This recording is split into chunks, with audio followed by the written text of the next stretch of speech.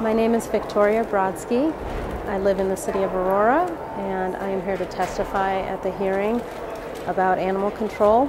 I have two dogs. I have a 10-year-old dachshund named Jake and a 1-year-old Australian Shepherd named Leah.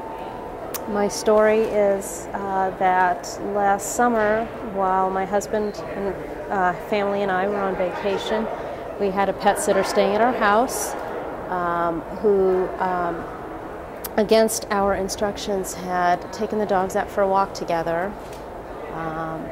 They had gotten into some sort of altercation. I'm not sure yet, even to this day, what happened, where Leah, the bigger dog, had bitten Jake, and our pet sitter had to take him to the vet.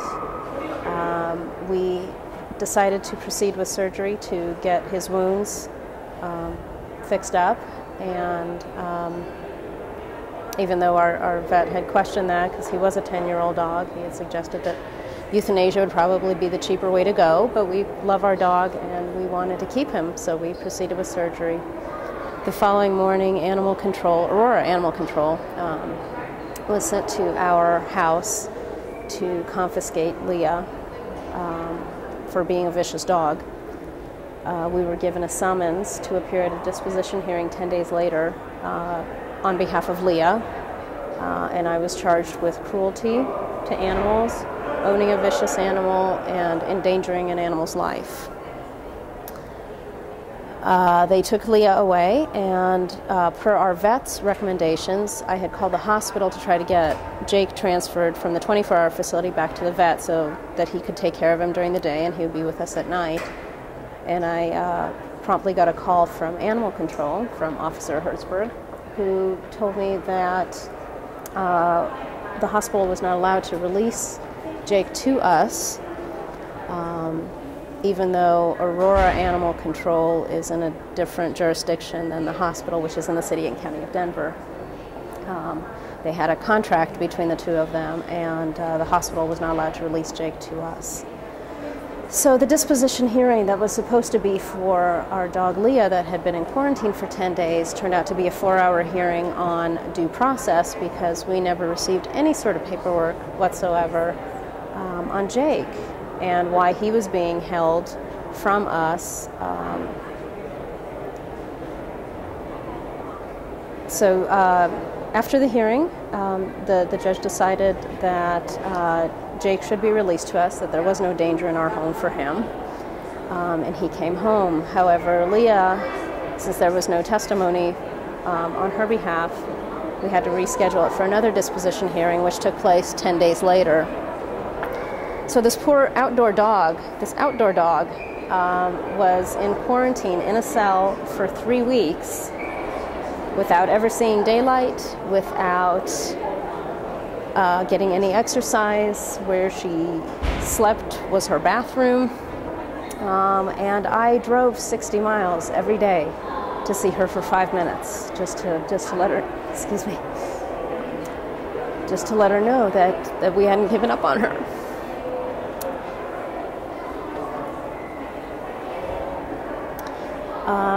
We had also, at the hearing, the first hearing, the disposition hearing, we had offered to the court to find another home for Leah, that if it was Animal Control's, if it was their allegation that it was not safe for the two animals to be together, that we would find another home for Leah, and they wouldn't even hear of it. They wanted her destroyed, and it was very evident at that point that they wanted her destroyed. The judge was actually horrified by that because they never had any expert evaluation of her.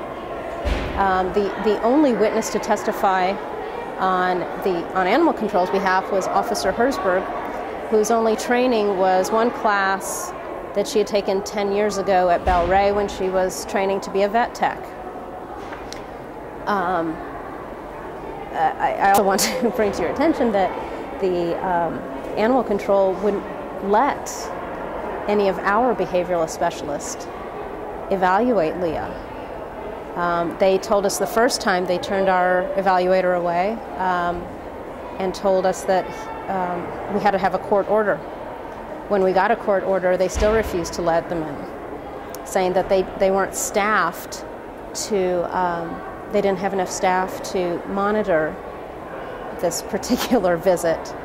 And thank goodness our behavioralist specialist stood her ground, and she waited for 3 hours, sat there at animal control waiting for them to have somebody available. And this woman evaluated her. Leah was shaking like a leaf, tail between her legs, ears pulled back, would hide in a corner, was peeing herself. And it took about half an hour before she would let the evaluator even touch her. And after that, she was fine. She let Linda, pet her, pull on her ears, pull on her tail, then let me into the room to see how she would respond, to see if maybe she was protective of me. Linda would come over, touch me, hold me. Leah showed absolutely no aggressive behavior whatsoever, none. And then we had a second evaluation done also, just to confirm that first one. They let him in this time without conflict, and the evaluator had the same opinion, that this was a fearful dog, but that she was in no way aggressive and was no harm to anybody. And in fact, I have 2 boys. I have a 10-year-old and a 7-year-old, and we have the neighborhood kids over in our house, in our yard, anywhere from 2 to 12 kids at any given time, and she's never touched one of them. Did you eventually get the dogs back? We got Jake back. We had agreed to have Leah live with my mother. My mother lives in the city and county of Denver, and Leah would not be returned to our home for 6 months while both she and Jake received formal training, which we agreed to gladly. And they're both thankfully doing well. Jake is fully healed. You can't even tell where his scars are. You can tell where the hospital burned him, though, during the extra time that they had him. There's a big bald spot on his side where they had left the heating pad on too long and didn't monitor him, which he wouldn't have had if he was home with us, obviously. Leah's doing well. She is living with my mother. She is happy. I do have to say that she got sick while she was in quarantine. She got kennel cough, and we had to pay for that to treat her.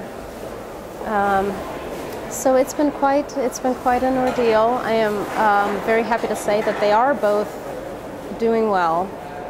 I could have put my son through 2 years of college for what it cost us to save just to keep both of our dogs alive.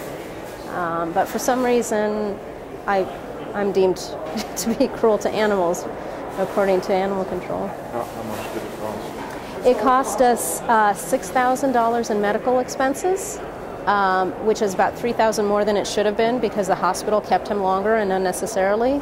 And it cost us about $5,000 in legal expenses between the 2 hearings.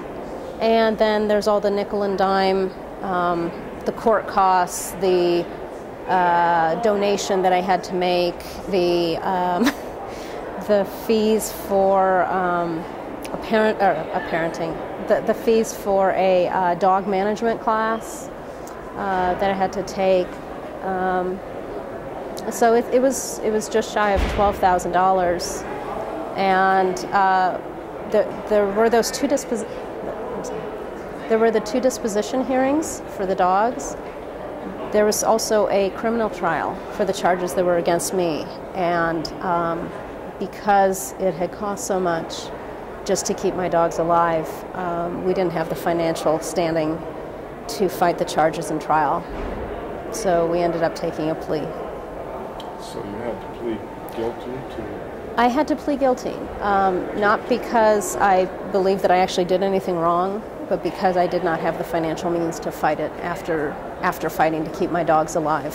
What was the charge that you pled guilty to? Cruelty to animals, owning a vicious animal.